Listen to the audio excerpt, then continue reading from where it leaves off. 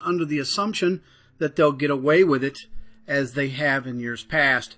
The commander-in-chief is more than ready to deal with the nonsense, as demonstrated by this stealth move President Trump just pulled off against one of the biggest foils. According to this report, President Donald Trump has threatened to veto the mega ambiguous spending bill barreling its way through Congress ahead of the March 23rd government funding deadline if it contains a pork pet project for New York and New Jersey State Senate Minority Leader Chuck Schumer, a Democrat, wants in the bill.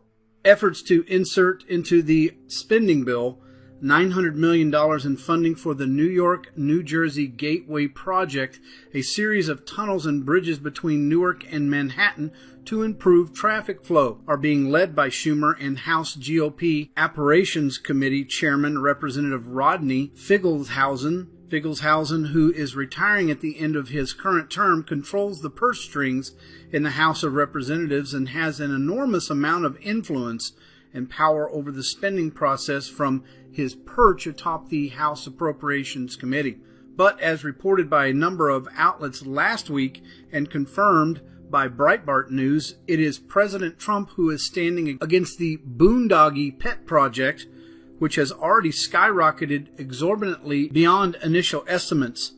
To get anything done in the District of Columbia, there always is a ton of haggling and backdoor maneuvering that takes place in order to make it happen. Pet projects get tacked onto bills all the time, and the practice is merely brushed aside as the way things need to be to get things accomplished for one's constituents.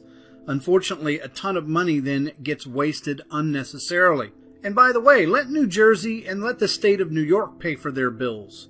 Only in the world of the federal government can cost estimates more than double and be diminished as if there's nothing to see here.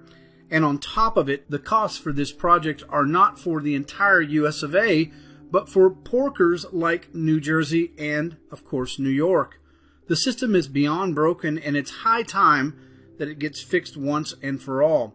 Thank you, President Trump, in case to install a sense of fiscal responsibility into those that feel they can use federal dollars as some kind of personal ATM. Thank you for watching Screen Hoopla News. I leave you a link below for this article. Speaking out in a column in the Washington Post about his recent firing. The title, quote, "Not in my worst nightmare did I dream my FBI career would end this way." Well, our next guest worked with McCabe and knows what it's like to be forced out. She says that McCabe targeted her and ultimately ruined her career of fighting terror after she filed a sexual harassment complaint against her FBI supervisors. So who is the real Andrew McCabe? That former FBI special agent, Robin Ritz, joins me now. Robin, thank you for being here this morning. If you would, first of all, for our viewers, share your story as it relates to Mr. McCabe. I worked with Andy from around 2005 until the end of my career, different capacities. I was at the Washington field office. He was my assistant special agent in charge. And then when I went back to counterterrorism in 2012, he was the assistant director over the FBI, over the counterterrorism division. And so, what happened to you that caused your dismissal?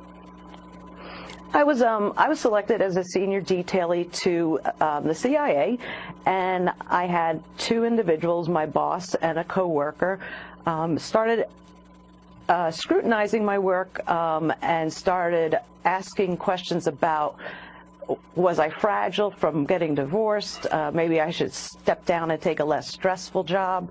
And they just made some discriminatory comments about why I was traveling and such.